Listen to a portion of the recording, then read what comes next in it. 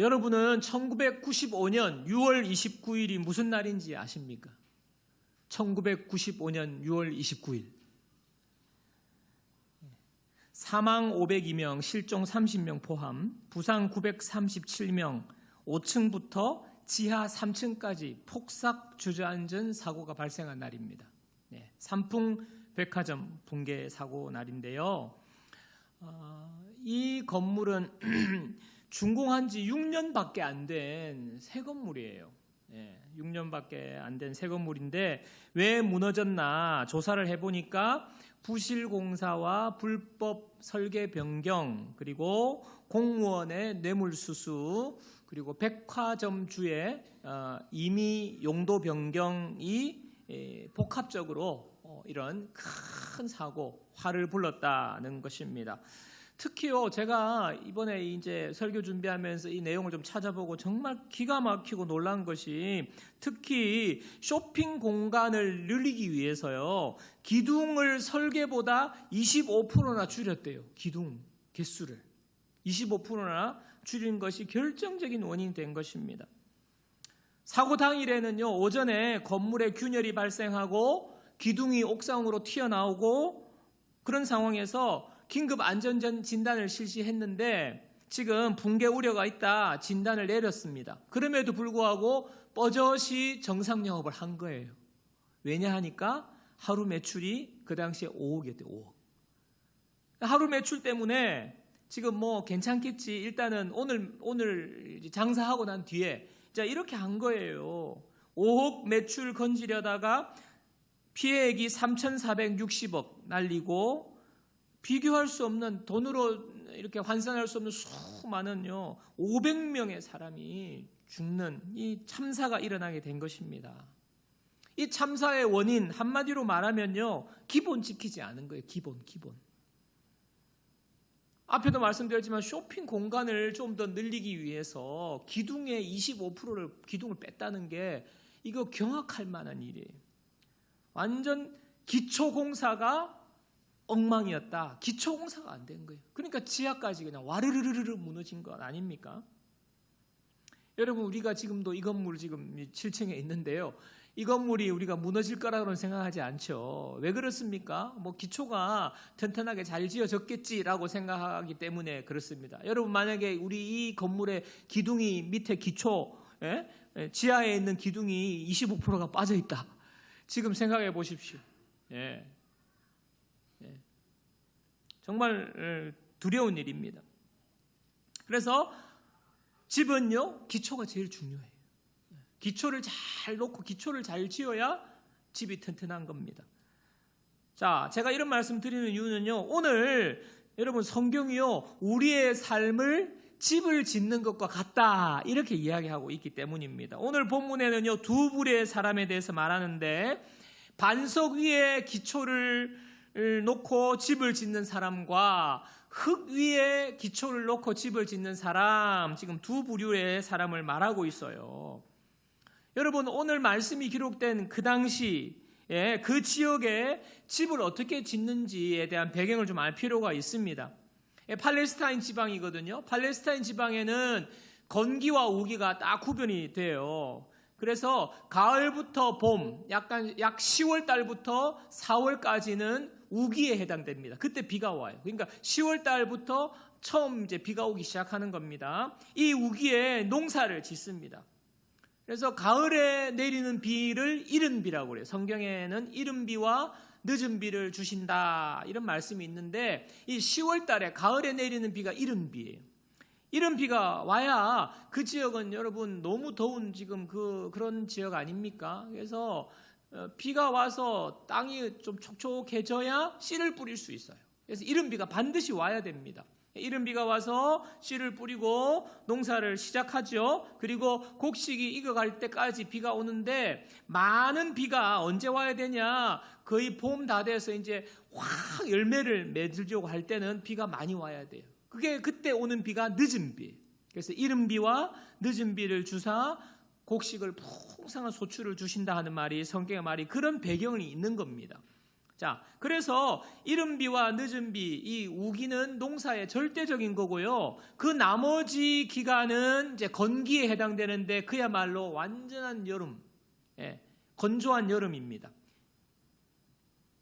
집은 어느 시기에 짓겠습니까, 여러분? 집은요, 건기에 지어요, 건기. 비가 안 오는 그때에. 그러니까 그때는요, 토양이 딱딱하게 완전히 굳어 있거든요. 근데 그 지역의 토양이 주로 석회암, 그리고 사암, 모래, 석회나 모래가 그 토양의 대부분이기 때문에 딱딱하게 마른 땅일 때는요, 딱딱하지만요, 그것이 그냥 푹푹푹 이렇게 그냥 또 팔 수 있어요. 그래서 그 지역에는 뭐 여러 가지 거대한 조각상들이 거기서 나온 거거든요. 그 이집트에 보면 그 거의 모래, 사암을 깎아서 만든 것 아닙니까? 자, 그런데 비가 오면요, 이 땅이 참 놀라운 게 처음에는 물을 먹다가 나중에는요, 이것이요 술술술 흘러내려요. 석회암도 흘러내리고 모래도 그냥 흘러내리는 그런 흘러다니는 이 땅으로 바뀝니다. 거기다가 집을 지어요. 이거 어떻게 지어야 되겠습니까? 땅을 깊이 파야 되는 거예요. 건기라서 딱딱하지만 딱딱하다고 그 위에 바로 집을 지으면 안 되고 땅을 깊숙이 파서 거기에 깊숙이 들어가면 뭐가 있냐면 반석이 있어요. 안반이 있어요. 안반. 그래서 안반까지 파고 들어가서 거기서부터 기둥을 박아서 집을 짓는 것이 그곳에 집 짓는 것입니다. 여러분 당연하죠. 비가 와가지고요. 거기가 뭐 이렇게 물 빠짐 시설이 잘 돼 있는 게 아니기 때문에 비가 막 조금만 오면요 그냥 물이 범람합니다. 그러면요 흙 다 쓸어 내려가는 거예요, 모래가. 그러면 당연히 집이 문제가 있는 거 아닙니까? 그렇기 때문에 깊이 파서 반석 위에 집을 짓습니다. 오늘 그 말씀 하시는 거예요. 자, 그렇다면 무엇 때문에 예수님께서 두 부류의 집을 이야기를 하시는지 우리가 알아야 되겠죠? 누가복음 6장 46절 47절입니다. 너희는 나를 불러 주여 주여 하면서도 어찌하여 내가 말하는 것을 행하지 아니하느냐. 내게 나와 내 말을 듣고 행하는 자마다 누구와 같은 것을 너희에게 보이리라. 자, 누구와 같은지 지금 어떤 사람요?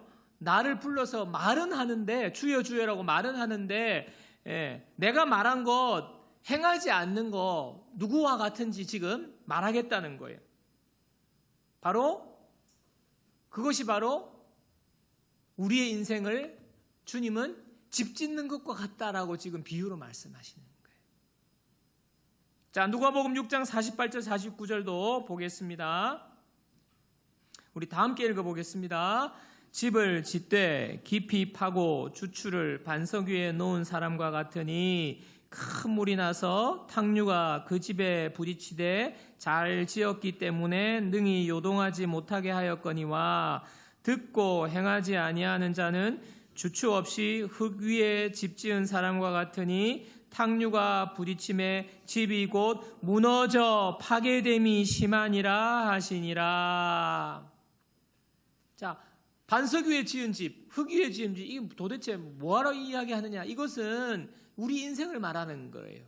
반석 위에 지은 집은 뭐라고요? 말씀을 듣고 행하는 자. 그 인생이 바로 반석 위에 집을 짓는 것 같고, 말씀은 듣기만 하고 행하지 않는 그 인생, 그 사람은요 흙 위에 집 짓는 집과 같다는 거예요. 그 결과가 무엇입니까? 반석 위에 집은 요동하지 않는 거예요. 그러나 흙 위에 짓는 집은 무너져 파괴된다 하는 너무나도 쉽고 명확한 말씀입니다. 오늘 말씀이 마태복음에도 기록되어 있는데요. 한번 보십시오. 마태복음 7장 24절에서 27절입니다. 그러므로 누구든지 나의 이 말을 듣고 행하는 자는 그 집을 반석 위에 지은 지혜로운 사람 같으리니 비가 내리고 창수가 나고 바람이 불어 그 집에 부딪히되 무너지지 아니하나니 이는 주추를 반석 위에 놓은 까닭이요 나의 이 말을 듣고 행하지 아니하는 자는 그 집을 모래 위에 지은 어리석은 사람 같으리니 비가 내리고 창수가 나고 바람이 불어 그 집에 부딪힘에 무너져 그 무너짐이 심하니라. 자, 마태복음은요 똑같은 기사지만 거기에 지혜로운 사람, 어리석은 사람 이런 표현을 썼어요. 여러분 세상을 살아가면서 지식도 필요하고 지혜도 필요합니다. 근데 여러분 지식보다는 지혜가 더 필요해요. 왜냐하면요 요즘은요 지식을 너무 쉽게 구할 수 있어요. 여러분 우리가 필요한 지식이 있다 그러면 네이버 지식인한테 물어보면 돼요. 그리고 요즘은 더 업그레이드 돼가지고요 AI가 다 알려줍니다. 고급 지식 다 알려주고요. 좀 복잡한 거 있잖아요. 지식을 동원해서 뭔가를 또 내가 뭔가를 계획을 세워야 된다. 여러분 챗 GPT한테 물어보면 돼요. 기가 막히게요. 논문도 써주고요. 다 해줍니다. 설교도 만들어줘요. 그래서 제가 챗 GPT를 멀리합니다. 타락할까 봐. 온갖 지식요. 신학적인 지식, 신학 박사 논문 쫙 끌어다가요. 딱 만들어줘요. 그러니까 지식은 우리가 얼마든지 마음만 먹으면 끌어다 쓸 수 있는 시대가 왔습니다. 그런데 지혜는 그렇지 않아요. 지혜는요. 그 지식 잘못 이용해가지고요. 망하는 거예요. 그 지식을 악한 데 써가지고 지혜가 없는 거죠. 망하는 겁니다. 어리석은 자가 되는 것입니다. 지혜는요 반드시 필요한 거예요.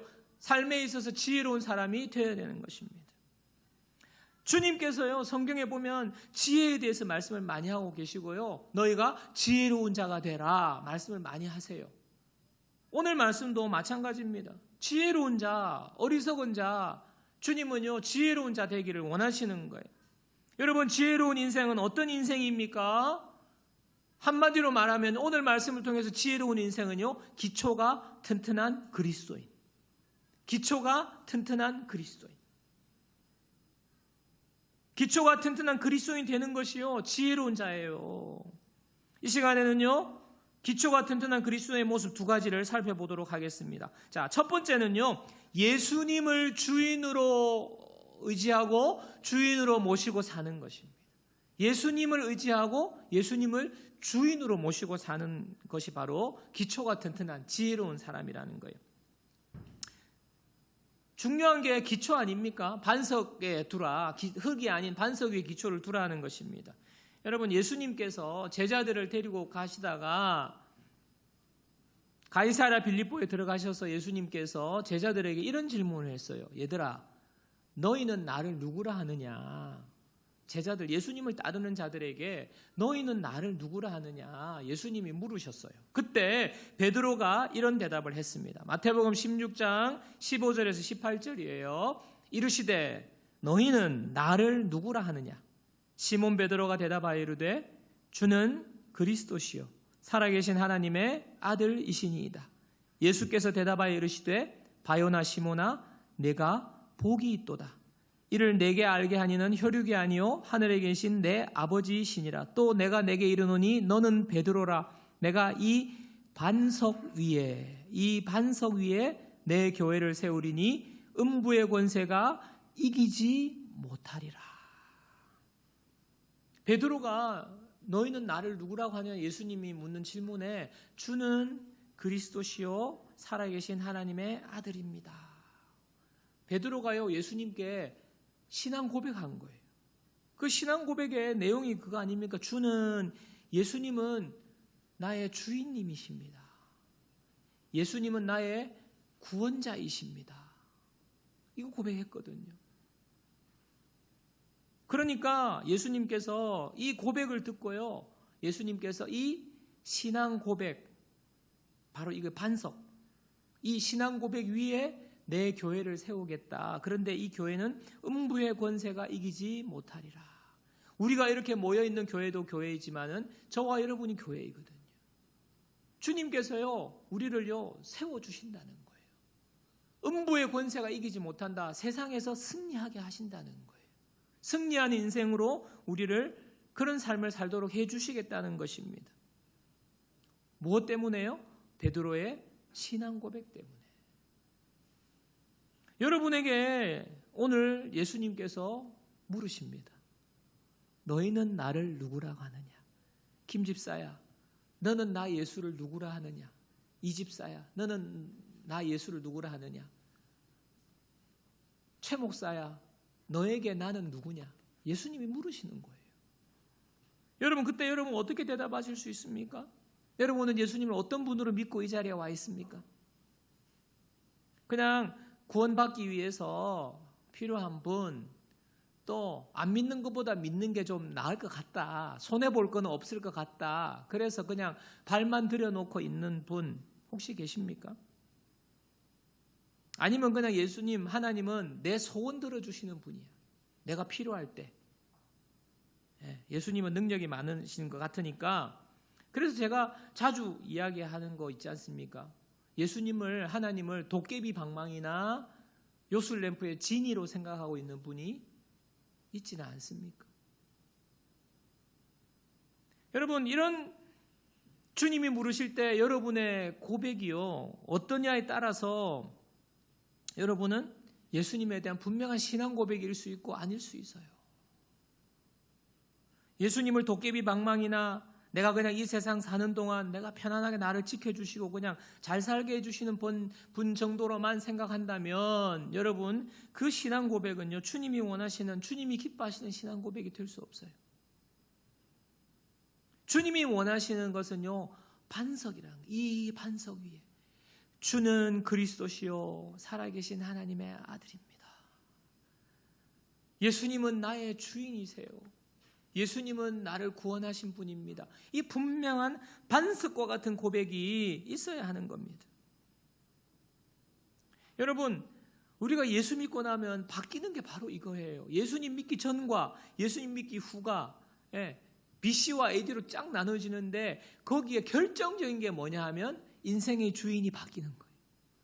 예수님 믿기 전에는요, 내가 내 인생의 주인이었어요. 그런데 예수님 믿고 나면 내 인생의 주인은 내가 아니라 주님이십니다. 나는 주님의 것입니다. 그래서 우리가 찬양의 고백처럼요, 주님 말씀하시면 내가 나아가리다. 주님 뜻이 아니면 내가 멈춰서리다. 음정이 흔들리네. 뭡니까? 말씀하시면 가고 멈춰서라면 서고. 이 뭡니까? 내가 주인이 아니라는 거죠. 종이라는 거죠. 나의 가고 서는 것 주님 뜻에 있으니 오 주님 나를 이끄소서. 뜻하신 그곳에 나 있기 원합니다. 이끄시는 대로 순종하며 살리니 연약한 내 영혼 통하여 일하소서. 주님 나라와 그 뜻을 위하여 오 주님 나를 이끄소서. 이 고백이거든요. 주인이 바뀐 거예요. 주인이 바뀐 거예요. 여러분, 주님이 주인이시고 내가 종이 된다 그래가지고 야 내가 종이 뭐고 종이, 그런 게 아니에요. 누구의 종이냐 따라 달라요. 하나님의 종이 되는 거는요, 정말 축복에 놀라운 거예요. 하나님이 이끄시는 대로 가고요, 하나님의 놀라운 역사에 내가 쓰임받게 되는 거, 그 종이 아니에요. 종이 아니에요. 세상이 말하 비하하는 종이 아니에요. 여러분 우리가 내 인생 내 것이라고 말하지만요, 내 인생 내 것인데 내 마음대로 못해요. 왜냐하면 그만한 능력이 저한테 없어요. 우리가 말은 내 인생 내 마음대로 할 거야. 여러분, 내 마음대로 됩니까? 능력도 없고 할 수도 없어요. 그런데 되지도 않는 그 인생의 주인 행세를 우리가 하고 있다는 것이요, 얼마나 피곤하고 힘든지 몰라요. 그 인생의 핸들을 주님께 맡겨드리는 거예요. 주님께 맡겨드리는 거예요. 저와 여러분은요, 반석이 아니라 흙입니다. 자, 시편 146편 3절 4절 함께 보겠습니다. 자, 우리 한 목소리 읽습니다.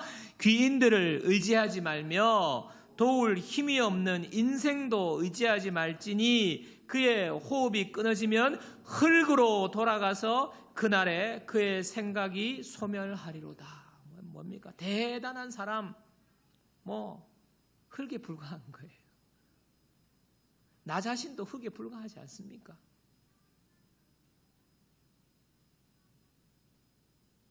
흙에 불과한 우리를 반석인 줄 알고 내가 거기다가 기둥을 박고 집을 지을 수는 없어요. 자, 우리가 의지할 반석은 하나님밖에 없습니다. 이사야 26장 4절이에요. 다 같이요.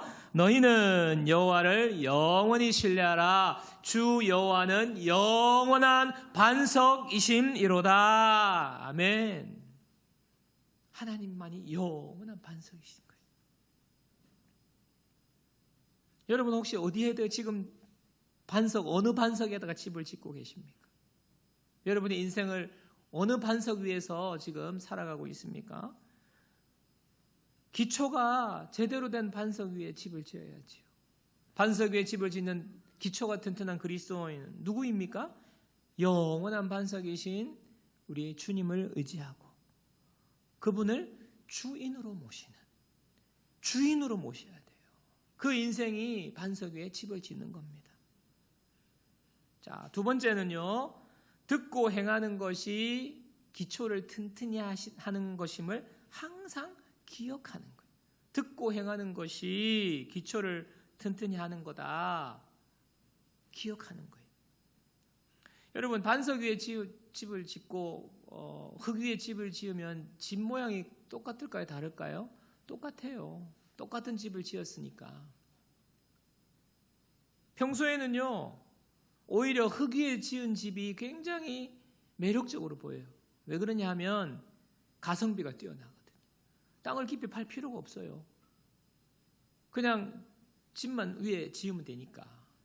돈이 적게 들고 수고와 노력이 적게 듭니다. 여러분 이런 이유 때문에 우리가요. 어리석은 자가 되기가 너무너무 쉬워요. 코로나 팬데믹을 지나면서 많은 변화들이 있었는데 그 변화 중에 참 안 좋은 변화가 뭐냐면 교회에 나오는 그 분들이 이제 교회 잘 안 나오고요. 집에서 유튜브로 예배 드릴 수 있다는 겁니다. 많은 분들이 여전히 팬데믹 끝났는데도 불구하고 예배 나오지 않고 집에서 유튜브로 예배 드리는 분들 많고요. 또 설교 영상을 평소에 열심히 보면서 그것을 신앙생활 하는 것으로 생각하는 분들이 너무 많아졌어요. 그러니까 주일 성수, 현장 예배 이 개념이 너무너무 약화됐어요. 이 정말 안타까운 일인데요. 또 이런 분들은요. 교회를 안 나오고 유튜브로 예배 드리고 설교 영상 들으면서 그냥 그걸로 만족이 돼가지고 교회 안 나오는 거예요. 교회 안 나오니까 사람하고 부딪힐 일이 없어요. 뭐 불편한 사람 만날 일도 없고 그리고 뭐 피곤하게 막 주차부터 시작해가지고 또 뭐 봉사 같은 거 할 필요가 없고 한마디로 말해서 너무 편한 거예요. 너무 편한 거예요. 몸은 편하고 그리고 말씀은 들을 수 있으니까 이게 은혜가 되는 겁니다. 말씀을 듣기만 하고요. 만족하며 사는 거예요. 여러분 그분들의 신앙이 어떻게 되겠습니까? 거의 다가요. 그렇게 신앙생활 해가지고 신앙이 성장하고 성숙하지 않습니다. 듣는 귀만 높아져 가지고요. 뭐 이렇고 저렇고 막 말만 잘해요. 말만. 그리고 비판을 그렇게 해요. 뭐 우리 목사님은 왜 이렇게 설교를 못하냐. 막 맨날 이러고 교회가 뭐 어떻고 저떻고. 예, 제가 만나본 분들 교회 안 나오고 그렇게 신앙생활을 하는 분들 보면 다 그렇게 이야기해요. 결정적인 문제가 뭔지 아십니까? 그분의 삶에 변화가 일어나지 않는다는 거예요. 변화가 없어요. 주님이 이것 때문에 안타까워하시면서 오늘 책망하시는 말씀을 여러분 보십시오. 누가복음 6장 46절입니다. 다시 보겠습니다. 너희는 나를 불러 주여 주여 하면서도 주여 주여 한다는 걸 믿고 있는 거예요. 근데 어찌하여 내가 말하는 것을 행하지 아니하느냐? 어찌하여 행하지 않느냐? 여러분 강한 책망 아닙니까? 야고보는요. 야고보서에서 이렇게 말합니다. 자신을 속이는 거라고 말해요. 야고보서 1장 22절입니다. 다 같이 있습니다. 너희는 말씀을 행하는 자가 되고 듣기만 하여 자신을 속이는 자가 되지 말라. 예.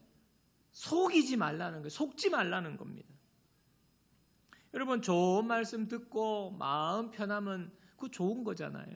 여러분들 뭐 말씀 듣고 은혜 받고 이렇게 하면 좋은 건데 근데 거기서 딱 멈춰버리면 안 돼요.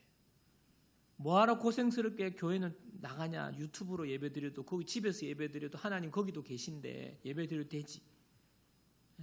그리고 고생스럽게 뭐 순종하냐. 나 마음이 그냥 내 위로받고 은혜 받고 좋은 거 아니냐.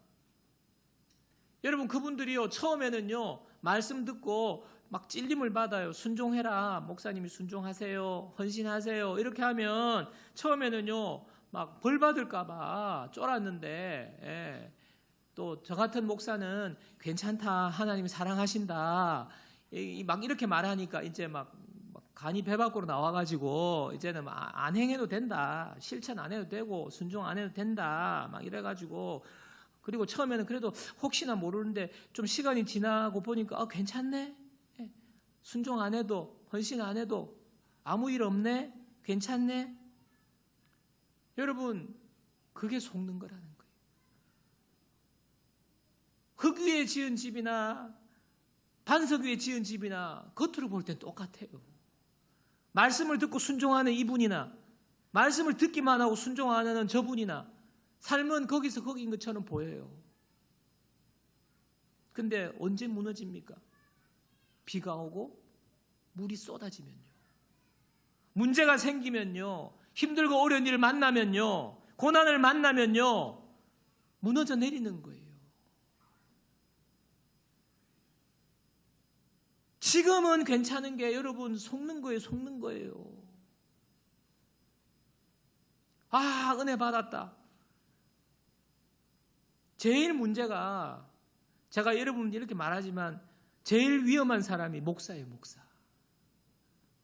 목사가 맨날 여러분보다 설교를 얼마나 많이 듣겠습니까? 설교 잘하는 분 설교 얼마나 많이 듣겠습니까? 그럼 은혜 받아요. 여러분 신앙서적을 얼마나 많이 읽겠습니까? 은혜 받아요. 햇살이 쫙 창을 향해 비추는 그 따뜻한 봄날에 소파에 앉아가지고요. 큐티하고 그 다음에 신앙서적 쫙 한 잔이래. 신앙서적을 한 권 피고 한 잔은 이제 나옵니다. 커피 한 잔 탁 마시면서요. 신앙서적 읽으면요. 너무 은혜가 충만해요. 근데요. 매일 그렇게만 하면요. 쏟는 거예요. 쏟는 거. 아무 변화가 없어요. 착각하는 착각. 아, 은혜 받았다. 은혜 받았어요. 목사가 제일 위험해요. 여러분 은혜 받았다고 저는요 여러분 은혜 많이 받기를 정말 축복합니다. 그래서 은혜의 나눔이 있기를 원해요. 근데요 제가 여러분 시간이 지나면서 저분은 맨날 은혜 받았다 그러고 맨날 은혜 받았다는 말만 하는데 행하지 않는다? 여러분 제가 그거 정말 힘들어요. 여러분 그렇게 되면 안 돼요. 아무 변화가 없어요. 여러분 말씀을 듣고 행하는 것이 쉽지가 않습니다. 노력과 희생과 수고와 헌신이 따르죠. 왜냐하면 땅 깊이 파야 되기 때문에. 그냥 뚝딱 지으면 그만인데 파야 되기 때문에. 반석을 찾아야 되기 때문에. 수고와 희생이 따르기 때문에 힘들어요. 듣고 은혜 받았다. 너무 좋아요. 그거는 쉬워요. 근데 들은 말씀, 은혜 받은 말씀, 하나님이 우리에게 행하라고 하는 말씀을 실천에 옮기는 것은요 정말 어려워요. 그런데 그렇다고 안 하시면 안 돼요. 여러분 행하는 것은요 심는 거예요. 심는 거. 심는 대로 거두게 되어 있습니다. 여러분이 순종을 심으면요 그 순종의 열매를 거두게 될 거예요. 근데 불순종을 심으면요 불순종의 열매를 거두든지 아무것도 거두지 못하든지 둘 중에 하나 할 겁니다. 주님이 원하시지 않는 거, 여러분 주님이 원하시지 않는 거 계속 먹고 마시면 그 열매를 반드시 거두게 될 거예요. 몸으로 거두게 될 거예요. 거룩하지 못한 삶을 살면요 열매를 반드시 거둡니다. 그러나 거룩한 삶의 행동을 실천하면 언젠가는요, 그 거룩한 삶으로 우리의 삶의 열매가 나타나는 거예요. 여러분, 말씀을 듣고 내 힘으로, 내 의지로 행하기가 어려운데 우리에게는요, 주님이 계세요. 주님이 이 땅에 오셔서 모든 말씀을 다 지켜 행하셨어요. 예수님은요, 죽기까지 순종하셨어요. 그 예수님이 우리와 함께 하십니다. 예수님을 의지할 때 우리는요, 행할 수 있어요. 그래서 우리는요, 주님, 제가 은혜 받는 데만 머물러 있고 맨날 은혜 받았다고 말은 잘하는데 실천이 잘 안 돼요. 주님 도와주세요. 행할 수 있도록 주님 힘주세요. 도와주세요. 우리가 주님 의지하고 행동으로 옮기는 거예요. 여러분, 은혜 받고 내가 좋다 속으시면 안 돼요. 스스로 속으시면 안 돼요. 야고보서 4장 15절입니다.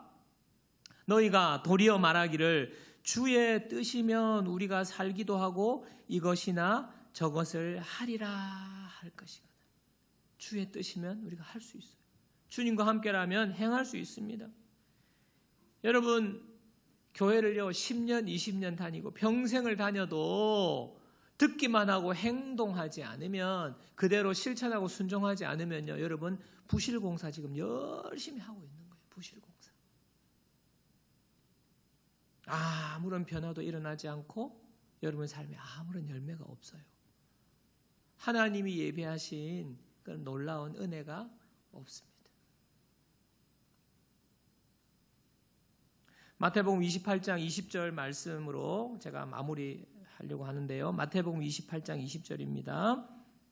자, 우리 다 함께 읽습니다. 내가 너희에게 분부한 모든 것을 가르쳐 지키게 하라. 볼지어다 내가 세상 끝날까지 너희와 항상 함께 있으리라 하시니라. 예수님이 마지막 이 땅에서 마지막 유언과도 같은 말씀이에요. 제자 삼으라는 거거든요. 그 제자 삼으라 하면서 뭐라 그랬습니까? 내가 너희에게 분부한 모든 것을 가르쳐 지키게 하라. 가르쳐, 말씀을 전하는 거거든요. 여러분이 말씀을 들어야 되는 것이, 말씀을 배워야 하는 것입니다. 그런데 그 다음에 뭐예요? 가르치는 것으로 끝. 은혜 받았으니 끝. 아우 너무 좋아. 말씀이 너무 좋아. 은혜 받았어. 내 마음에 위로가 돼. 그걸로 끝이 아니라 가르친 다음에 뭐라고요? 지키게 하라.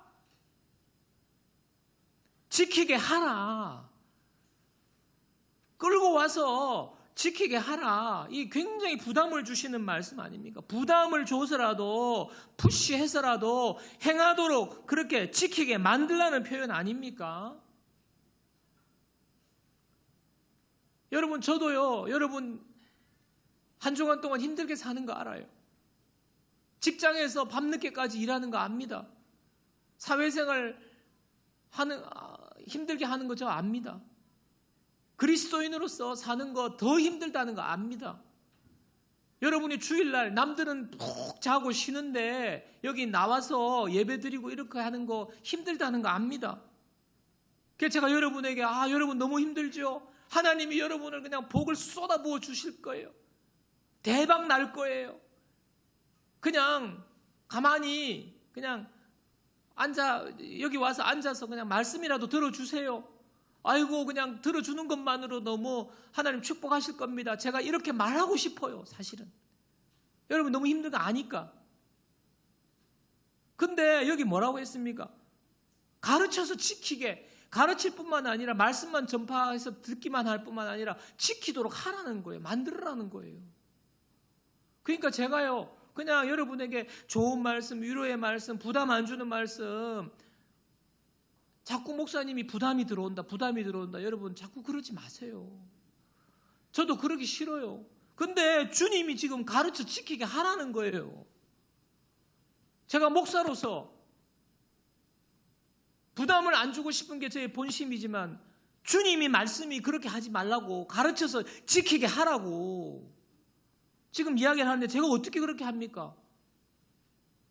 근데 여러분, 주님께서도 우리를 형편을 다 아신데 왜 이렇게 말씀하실까요? 그 이유가 여기 그 다음에 있어요. 볼지어다 내가 세상 끝날까지 너희와 항상 함께 있으리라 하시니라.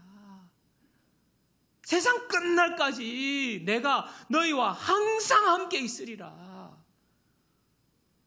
가르쳐 지키는 자에게 주님이요 항상 함께 하신대요. 여러분이 과거나 현재나 미래나 여러분이 어떤 상황에 처해 있을 때나 주님이 함께 하시는 거예요. 여러분, 주님이 평생 함께 하신 인생과 그렇지 못한 인생, 말해 뭐합니까? 이 놀라운 축복이 너무 크기 때문에 듣기만 하지 말고, 은혜 받았다고 말만 하지 말고, 은혜 받고 말하고 그 다음에 실천하는 거, 실천. 주님이 항상 함께 해주시는, 반석 위에 든든히 집이 세워지는 이 복을 누리게 되는 것입니다.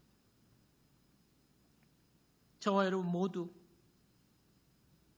오늘 말씀이 우리에게 축복의 말씀 되기를 간절히 소망합니다. 흙이 아닌 반석 위에 집을 짓는 지혜로운 사람 되기를 주님의 이름으로 축원합니다.